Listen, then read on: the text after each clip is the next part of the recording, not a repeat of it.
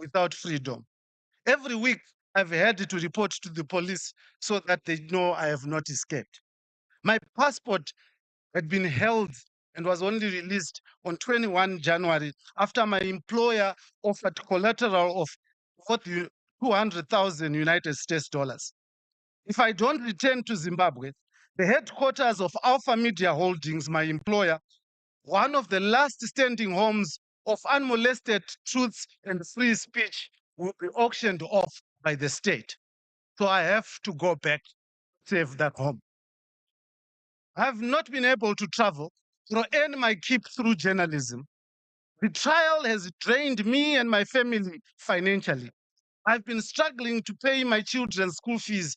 And now my eldest daughter, Lorraine, who is supposed to be university with his friends, is at home instead because we can't afford it. This is how the state is working. They hit your pockets. They punish everyone you love, and they torment you emotionally and physically. For a year now, they've kept delaying my trial for ridiculous reasons. One week, the magistrate is sick.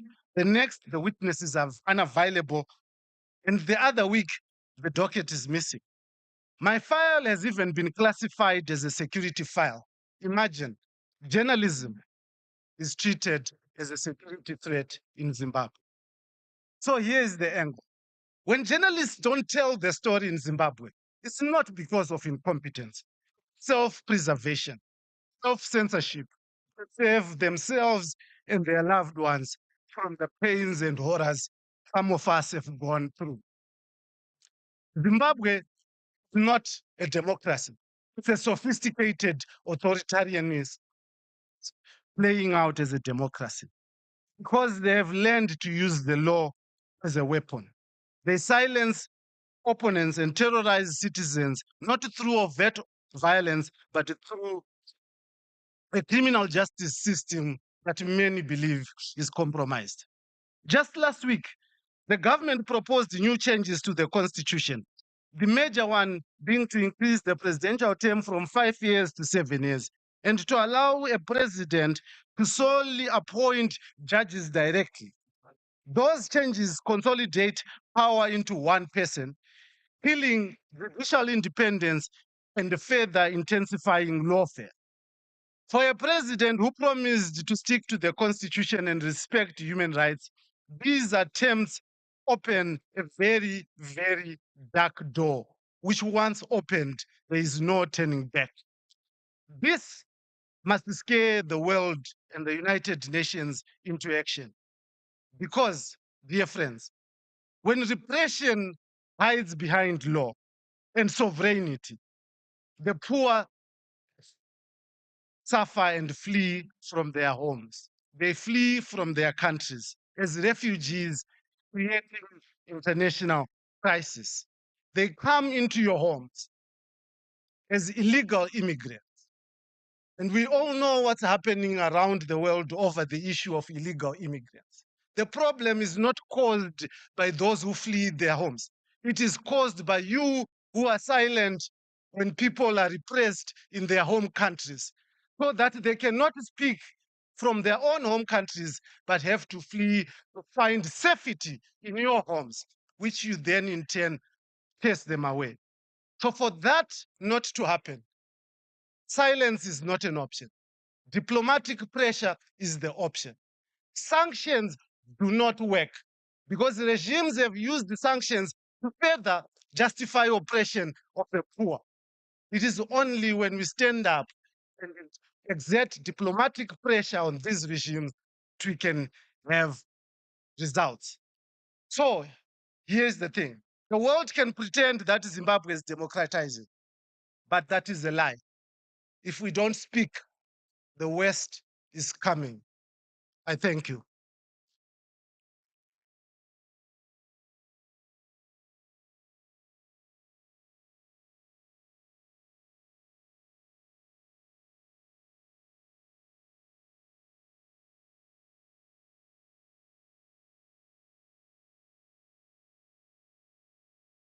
Ladies and gentlemen, for the next speech, interpretation is available in English and French. Headphones can be found on the tables or next to the chairs. Please select your preferred language. Channel 1 for English, Channel 2 for French. Thank you.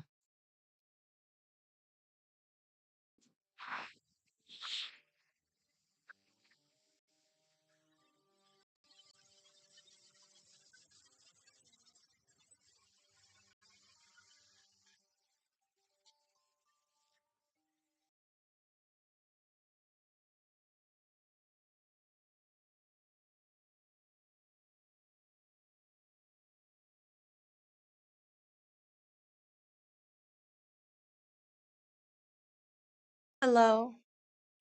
It is my honor to stand here today and meet all of you. I am Kim Yumi. I have lived in North Korea up until recently. In May 2023, in search of freedom, my 8 family members and I have risked our lives to escape from North Korea by sea and defect to South Korea. My homeland is a place where civilians' right to life and famine is trampled on, and even the notion of freedom is forbidden. It is a place where only the dictator's power is worshipped like God, while all freedom, including speech, mobility, and access to information, are oppressed.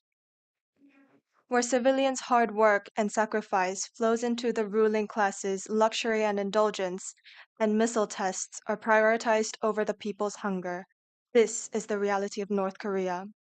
Young adults are forced to devote 10 years of their youth serving the military, and after being discharged, they must work like slaves in coal mines, farms, and construction sites. This is the tragic fate of young North Koreans. However, this pain does not only lie within North Korea. The Kim Jong-un regime have sent young North Koreans into the war zones of Russia's invasion of Ukraine. They were thrown into battlegrounds without even knowing where they were being sent to. These youths only realized that this is not a military training, but an actual war, after seeing their comrades die from drone attacks and artillery shells. Although I have found freedom now, the weight of my freedom feels heavy on my shoulders. It is because in this very moment, there are 2 young North Korean men in a prisoner of war camp in Ukraine, trembling in fear of being sentenced at any moment repatriation to North Korea, which means nothing but a death penalty. Please remember the 2 North Korean prisoner of war, the 22-year-old Pyong Gang-baek and 25-year-old Kang Lee, which I call in pseudonym. These 2 were forcefully taken into the Russian-Ukrainian war zone a year ago by Kim Jong-un regime and have become prisoner of war by Ukrainian soldiers. As the end of war negotiations are being held now, their fate is at risk of being repatriated to North Korea through Russia in the name of prisoner exchange. Yet the moment they land foot in North Korea, what awaits them is imprisonment or execution. The authoritarian North Korean regime defines the act of becoming a prisoner of war instead of committing suicide itself as a betrayal against the regime. These youths are now crying out and pleading not to be sent back to North Korea.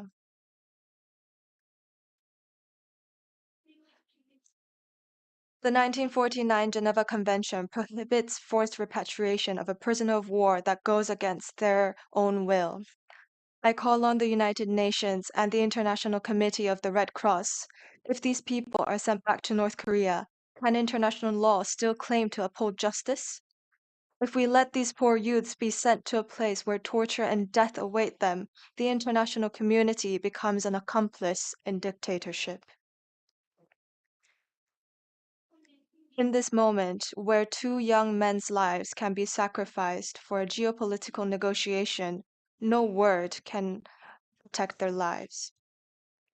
What we need the most now is action, for proactive implementation that protects human rights, for the freedom of 2 young men, and for the future of the many young North Koreans that suffer from oppression.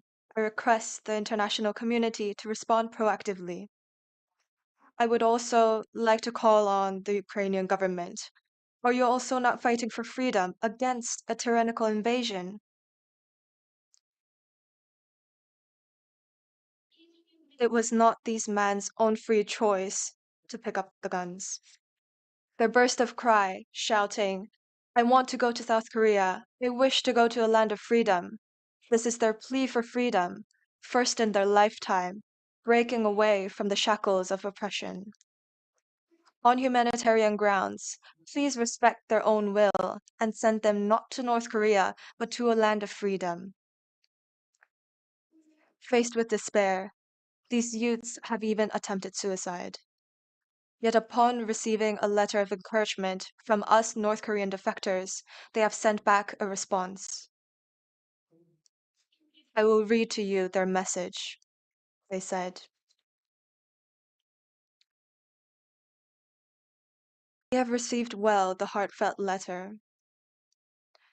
We were able to feel your worries and support through this letter, caring for us as we were your blood-related sons and siblings. We thank everyone who see our situation not as a tragedy, but as a start of a new life and support us. We have decided to think that we are not alone, to view those living in South Korea as our parents and siblings, and to reach your warm hands. To the mother who told us she would welcome us with tasty food and nice clothes. To those who have encouraged us, saying we are family and fellow citizens. Once we get to South Korea, we will meet and express our gratitude in person. A new hope and aspiration have begun to emerge, thanks to the support of fellow Koreans. Thank you once again, and take care until the day we meet in South Korea. From the Ukrainian prisoner of war camp, 25th October 2025. Please protect Kang Gangbek and Kang Lee's dream and aspiration so they can live as ordinary youths in a free land and not the fatal North Korea. Stopping their forced repatriation to North Korea is itself the path to protecting human rights and democracy and a way of standing up against autocracy. The problem is not limited to young two men alone.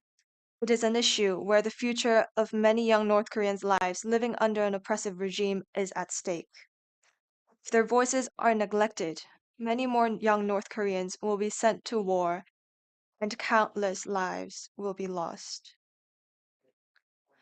Please show the 26 million North Korean citizens that we are different from North Korea and that the international community respects human dignity and rights. Thank you.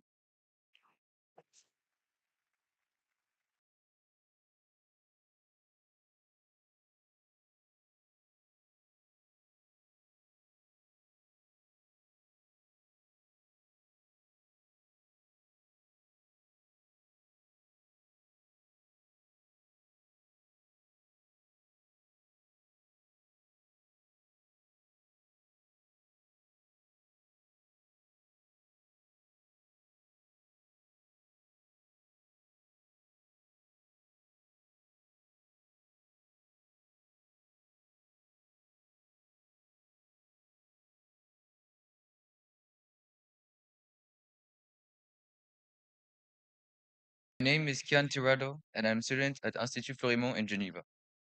The empty chair on the stage is dedicated to Gedun Choiki Nyima.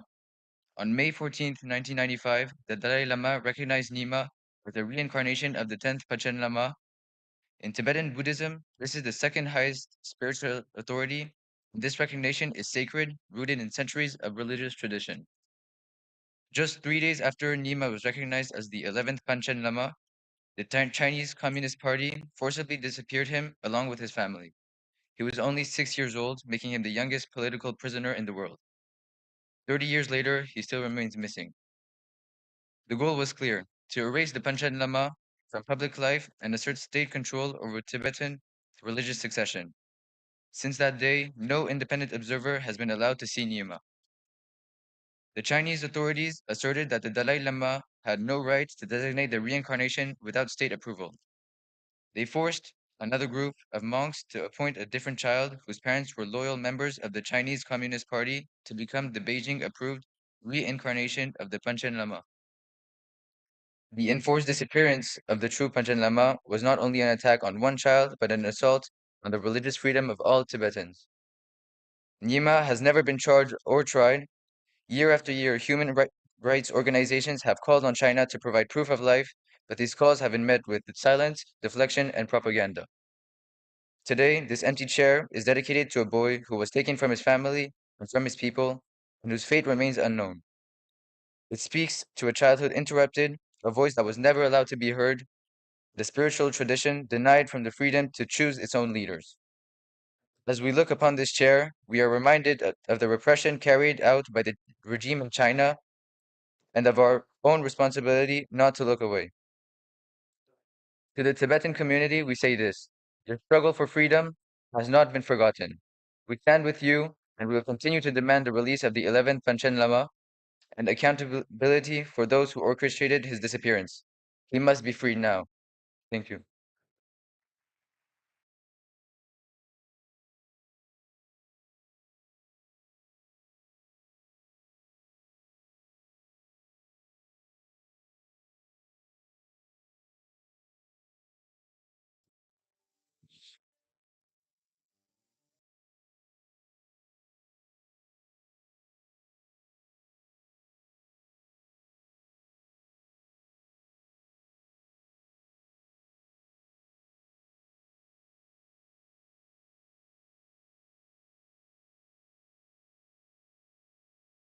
Buenos días, muchísimas gracias a todos. Good morning to all.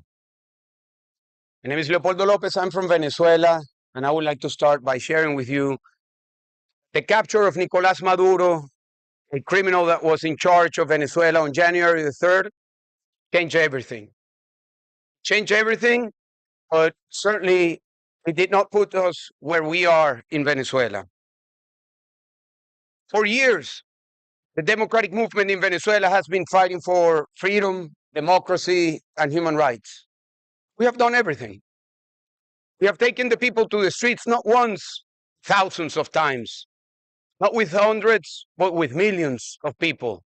The reaction has been repression, persecution, incarceration, torture, and murder. We have gone to elections. We have won those elections. The elections have been stolen.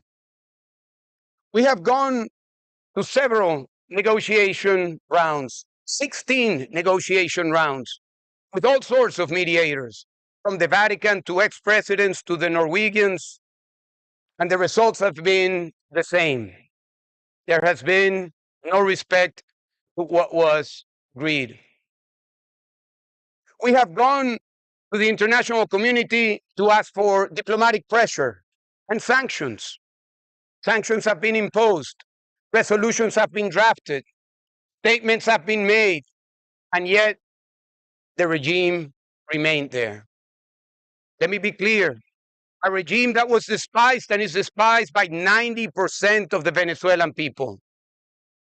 So we did everything in order to have a peaceful transition to democracy, which is the hope of the Venezuelan people. However, to the surprise of the Venezuelan people, we hear voices that criticize what happened on January the 3rd.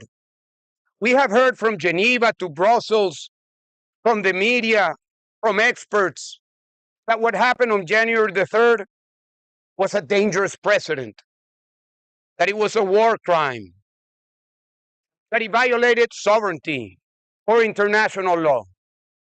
But let us be clear.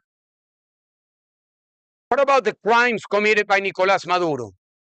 Tens of thousands of people that have been killed, that have been forcefully disappeared, that have been violated, raped, as is stated by statements presented here in Geneva, the Human Rights Council. What about the crimes of Nicolás Maduro? When they speak about sovereignty, we must reflect on the most important and sacred sovereignty, the sovereignty of the Venezuelan people or the sovereignty of any nation. In our case, in July of 2024, we held an election that had to overcome all sorts of obstacles. Our candidate who won the primaries in 2023, Maria Corina Machado, was not able to register. So we had to register a diplomat previously unknown by the Venezuelan people, Edmundo González Urrutia.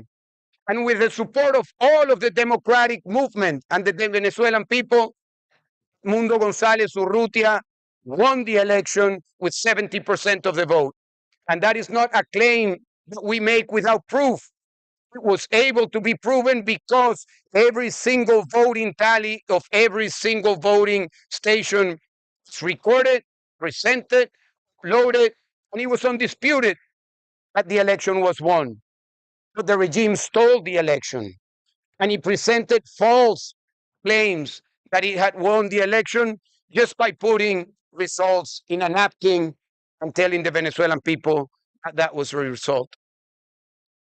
When they speak about international law, we must ask ourselves, what is the international law supposed to do for the people who are suffering?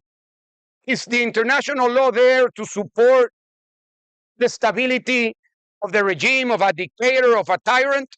Or the international law should be there to support the rights, the human rights, and the will of the Venezuelan people, or of the people of any nation? So unfortunately, those voices, for them, we believe that they are wrong. The Venezuelan people support what happened on January the 3rd. More than 80% of the Venezuelan people support that change. And let me say something else. I was very interesting to see that more than 60% of the people of Latin America support the capture of Maduro. So that should be a message to the people in this city, in Brussels, and elsewhere. Talk about sovereignty, international law, and all of these criticisms. So we are optimistic. And I can tell you, I could be one of the millions of voices that are optimistic in Venezuela. And we are optimistic because everything changed on January the 3rd. But we are not where we need to be. Because for years we have been fighting for freedom. And freedom cannot exist if there is no democracy. And democracy cannot exist if there is no free and fair election. So what's next? What is next in Venezuela? What is next in Venezuela in the hopes of the people is that the transition that already started, and it's going on a fast pace on the economic realm, needs to happen also on the political realm. And that transition needs to land into an election. So what needs to happen? First, all of the political prisoners need to be released. All of them. Not just some of them. All of them. We had more than 1,000 political prisoners. More than 600 political prisoners remain in prison today. All of them need to be released. We need to cease the repression. The repressive state still in place. Figures like Diosdado Cabello, who is the devil himself for the Venezuelan people, still runs the Ministry of Security. Until he is removed, there will be no credibility that there is a change with respect to the repressive state. Those who are in exile, forced exile, need to return. Mundo González Urrutia, who won the election in 2024, needs to return to Venezuela. Maria Corina Machado, Nobel Peace Prize, needs to return to Venezuela. All of the political exiles need to return to Venezuela in order for this transition to happen. There also needs to be an opening of the civic space. The civic space in Venezuela has been closed. Absolute and complete censorship. Absolute and complete control to human rights organizations and civic organizations. That civic space needs to be open, and there needs to be an opening for truth to be told, for truth to be debated, for elements, debate to happen within Venezuela. Some of that is happening, but we need more. And we need a new electoral board in order to have a new and general election for the Venezuelan people. An electoral board that allows credibility, support, trust, international observation, clarity in the rules of engagement. All of that needs to happen. And we strongly believe, that the hunger of the Venezuelan people for democracy is there. The Venezuelan people are optimistic, but we want more. We want freedom. And in order to have freedom, we need democracy. And to have democracy, we need elections. And not just elections for the president. We need elections for a new assembly, for governors, for mayors. We need elections for local councils. We need elections in the universities, in the unions. We need an opening of the democratic space in Venezuela. So let me end by saying, and I am sure I represent the hearts and minds of the Venezuelan people who are in Venezuela and who are outside Venezuela. We are hopeful, but we want more. We want freedom. We want democracy. We want elections for the real sovereignty of the people to be heard and to mark the path of a new future. Thank you very much to all of you. And as I ask all of you, thank you. Thank you. And let me just say a final note. When Venezuela transitions to democracy, have no doubt that it will have an impact in the region. When Venezuela transitions finally to democracy, Cuba will be free, Nicaragua will be free. The impact will be heard in Africa, in Asia, in Eastern Europe, because we are all here united in a global movement for freedom and democracy. So thank my sisters and brothers. Continue to fight for freedom, for democracy, and let's keep the fight. Freedom to Venezuela, freedom to the world. Thank you very much.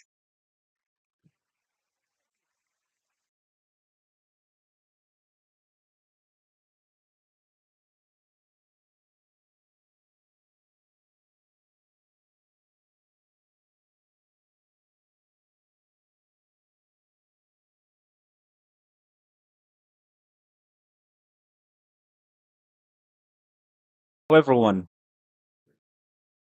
I regret that I was unable to attend the summit in person. My name is Mutasim Ali, and I'm a legal advisor at the Raoul Wallenberg Center for Human Rights. I'm a doctoral researcher on peace building and constitution making in post conflict states. Tonight, I'm not speaking as a professional. I'm speaking as a Sudanese person who has watched his country bleed, who has seen entire communities disappear, who has seen entire communities disappear, who refuses to let silence become another weapon. I want to take you to a place called Al Fashir, a city in North Darfur, my hometown. Years ago, Al Fashir was a city full of life. Students filled the streets. Families welcomed strangers with open arms. If you were lost, someone would walk you home. If you were hungry, someone would feed you. It was a place where people believed in each other. Today, that same city is living through something no human being should ever face. The people of Al Fashir are trapped under the terror of the Rapid Support Forces, the RSF, a militia born from the Janjaweed, the same group that carried out the horrors of Darfur 2 decades ago. They have returned, this time with even more brutality. They're targeting people simply because of who they are. Let me tell you what this looks like. In 2023, in the city of El Geneina in West Darfur, the RSF and allied militias hunted down people from the Masali tribe and other non-Arab communities. They killed families in their homes. They shot people as they ran. They left bodies in the streets. Up to 15,000 people were murdered. Not in battle, in cold, targeted violence. In April 2024, they attacked the Zamzam camp, a place where displaced families had already lost everything once. More than 1,000 people were killed in a single attack. And in Al Fashir, last October, the city that once welcomed the world, the RSF carried out attacks so devastating that between 10,000 to 60,000 people may have been killed. Entire neighborhoods emptied, entire families erased. These are not statistics. These are people who loved, who dreamed, who loved. These are children who once played in the same streets and are now filled with fear and blood, visible even from space. These are elders who survived one genocide only to face another. And here is the hardest truth. Most of the world does not know their names. Most of the world has not heard their stories. Most of the world has moved on. The people of Sudan have not given up. They still help one another. They still share what little they have. They still believe that someone, somewhere, will help. Hope is powerful, but hope alone cannot stop bullets and cannot stop genocide. And we must speak honestly about the face of forces that make this violence possible. Sudanese activists, UN investigators, and human rights organizations have repeatedly warned that genocide in Darfur is not happening in isolation. It is being fueled by external actors. And among the most frequently named is the United Arab Emirates, accused of supplying weapons, funding, and political support that have strengthened the opposition forces' hands. When a militia commits mass killings and another state supplies the tools that make the killings possible, people on the ground see that as complicity, as partnership in their destruction. And we must also be honest that the Sudanese armed forces, the other party to the conflict, not innocent in this story. They created the rapid support forces in the first place. They empowered it for years and have themselves implicated in grave abuse against civilians. And so for Sudanese families, this is not a war between heroes and villains. It is a war in which every armed actor has treated civilians' lives as expendable. Tonight, I want to ask you to imagine something simple. Imagine the place you love, your hometown, your childhood street, the place where your memories live. Now imagine waking up to learn that half the people you know are gone. That is what happened in Al Fashir. And yet, the world has not acted with the urgency this moment demands. So tonight, I'm asking you, not as an expert, but as a human being, to refuse to look away. Sudanese lives matter. Sudanese families matter. Sudanese suffering deserves world's attention, compassion, and action. This is not a distant crisis. This is a test of who we are. We believe that every life has equal value. We believe that no community should face extermination in silence.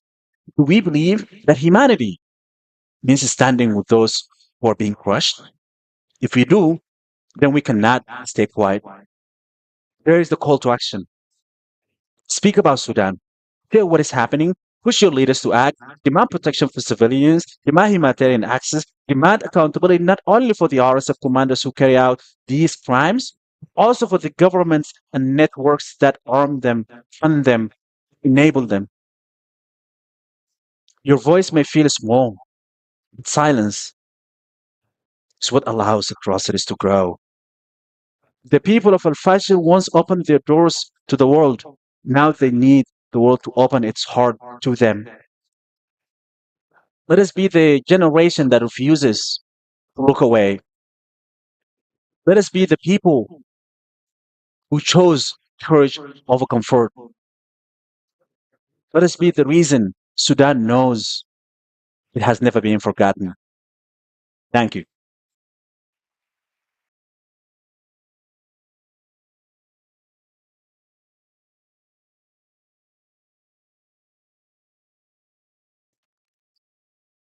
Ladies and gentlemen, I would just like to announce a slight change in our schedule.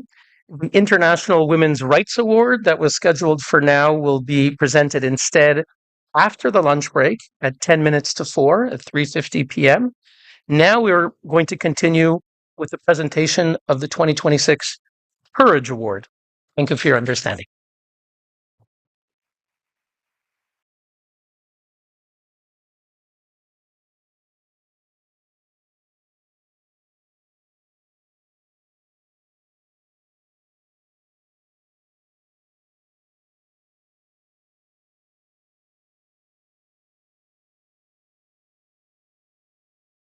Excellencies, distinguished guests, ladies and gentlemen, thank you for this invitation. It is a great honor to stand here today at the Geneva Summit for Human Rights and Democracy, a place where courage is not only discussed, but recognized and celebrated.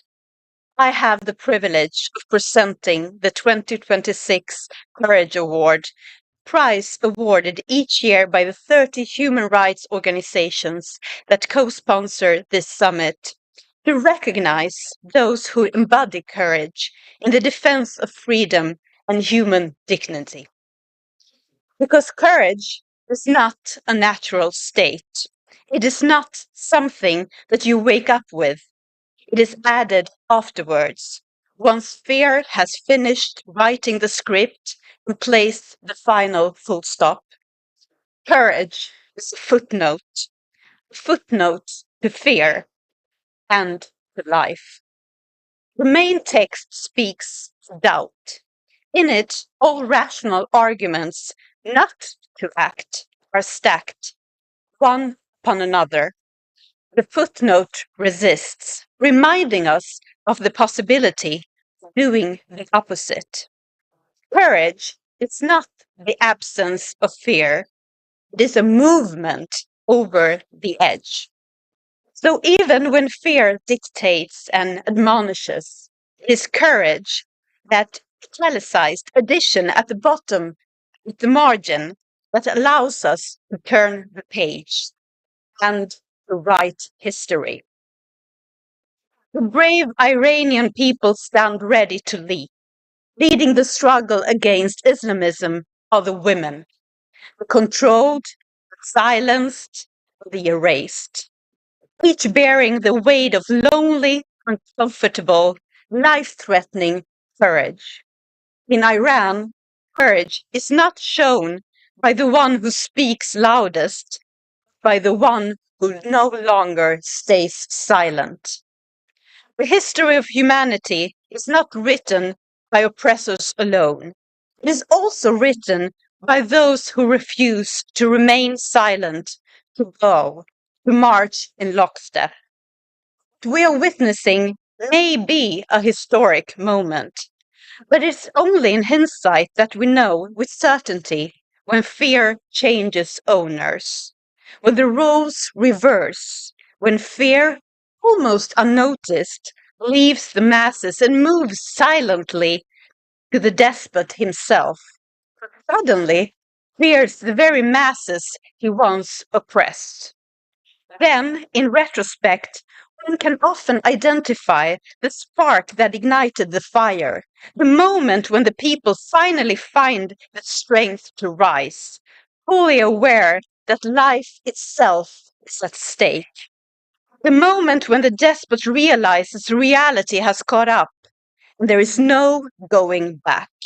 When control evaporates, when the military and police join the people, when the facade finally crumbles, when walls are torn down, when people are reunited, when all that seemed impossible suddenly becomes real and self-evident.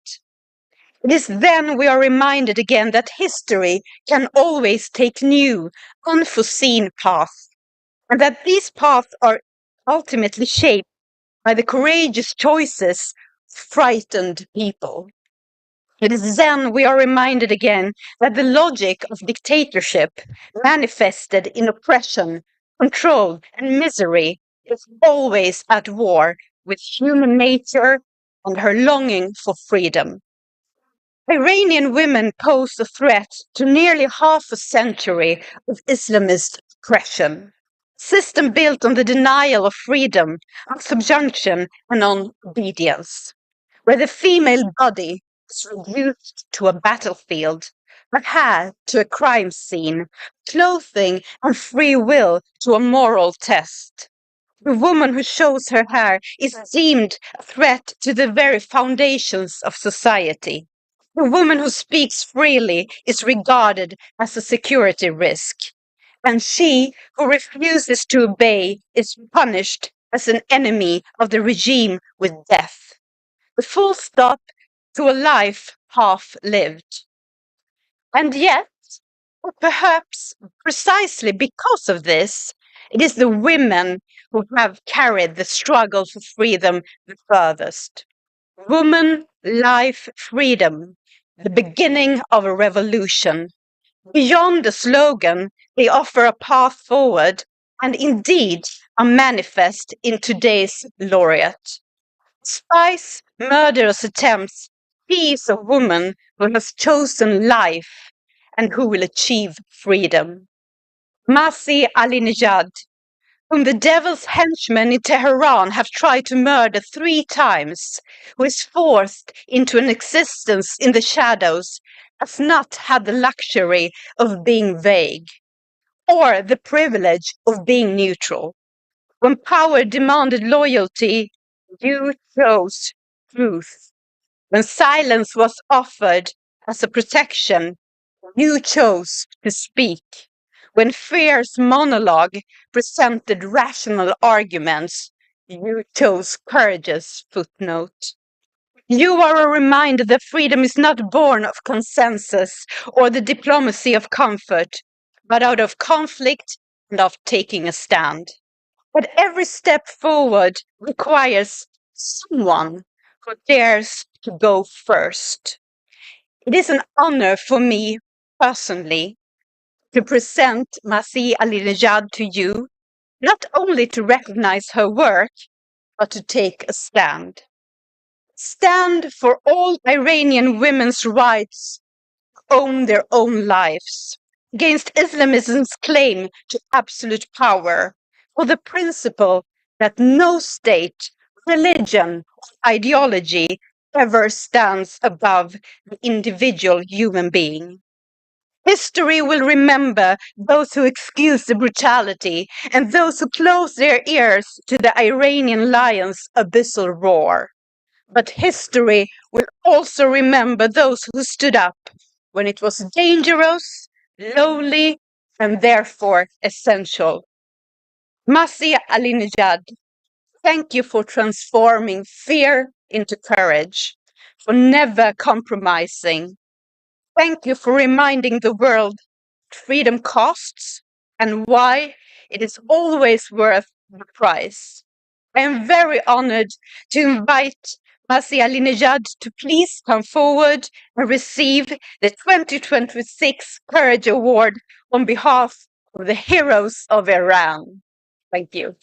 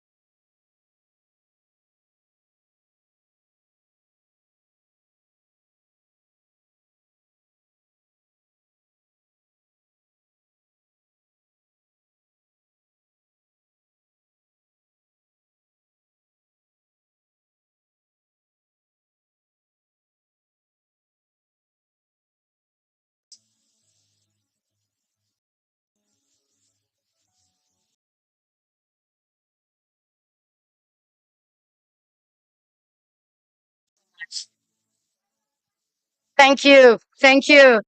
Thank you. Before starting, you heard two slogans here from Iranians. One chanted "Long live Shah," the other one chanted "Women life freedom."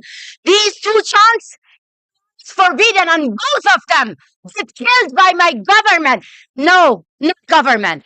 The terrorist regime killed those people if they chant this simple slogan. That's what I am fighting for.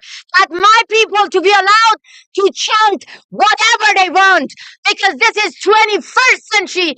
Iranians deserve to have freedom, dignity, democracy. Thank you for coming here.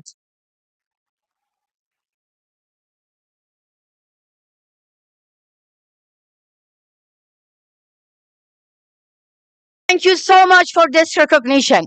But let me be very, very honest. Before coming on a stage, my brother in arms, Leopoldo Lopez, gave me a hug and said, "Leave your written note away, talk from your heart." This is a lot. But I want to be honest with myself, with every single of you here. I didn't want to come here and receive this award because the entire nation is being traumatized. Because Iranians have faced massacre. More than 40,000 people only in 24 hours. And I am like millions of Iranians, traumatized. And I thought, I don't deserve to receive an award. I feel the guilt on my shoulder. I said, we need action, not an award. We need to see that the rest of the world bring shame to the government and stop legitimizing them, not ceremony. But then I told myself, this award comes from UN Watch, from Geneva Summit. For years and years, we have been alone in our fight because Western leaders abandon Iranian people. But UN Watch was there, inviting dissidents, activists, leaders, the true representatives of Iranians on this stage. And I said myself, if this award means that we are together and we're going to stand united to expel the officials of the Islamic Republic from this country, I accept this award because I believe that what you did, you changed the narrative of the West. That's why many Iranians call you Uncle Hillel. Thank you so much.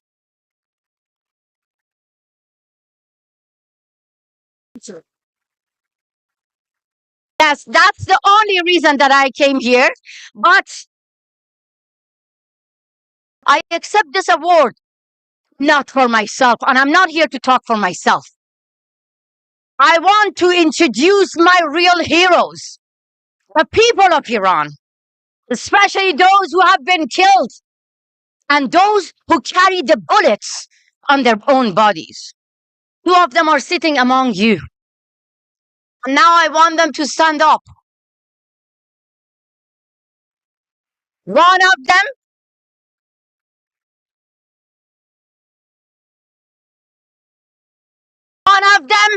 was shot in her eye, deliberately blinded by the regime in Iran. Kosar Iftikhari. She lost her eyesight, but not hope. The other one, mother of amazing daughter Juan. She left her daughter at home and joined the uprising. She carries the bullet. She lost one of her arm, barely moving her arm. They are not victims. Look at their eyes. Look at their faces. They are the warriors.